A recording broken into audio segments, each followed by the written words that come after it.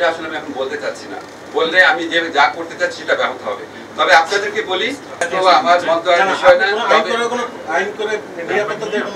না আমার কথা হচ্ছে যদি সত্যি ওনার কনভারসেশন হয়ে ওঠে, এগুলি আপনার দেশকে অস্থিতিশীল করা, তারপর হচ্ছে ষড়যন্ত্র করা, মানুষকে প্ররোচিত করা, মানুষকে উত্তেজিত করা, বিভ্রান্ত করার উদ্দেশ্যে করা হয়।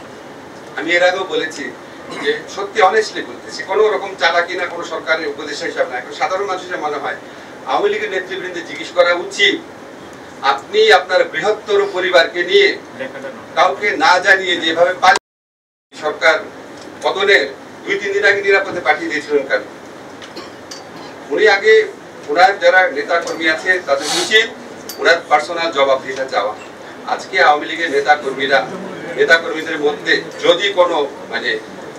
যদি কোনো নিরীহ কর্মী নেতা থেকে থাকে, তারা প্রত্যেকে বিপদে পড়ছেন শেখ হাসিনার স্বৈরাচারী ফ্যাসিস্ট শাসন আমল এবং এইরকম নিপীড়ন নির্যাতন বাংলাদেশের মানুষকে করার জন্য। তাদের উচিত শেখ হাসিনার সাথে টেলিফোন কনভারসেশন হলে একজনের প্রশ্ন করে যে আপনি আমাদের কাউকে না জানায় এভাবে পালিয়ে গেলেন কেন?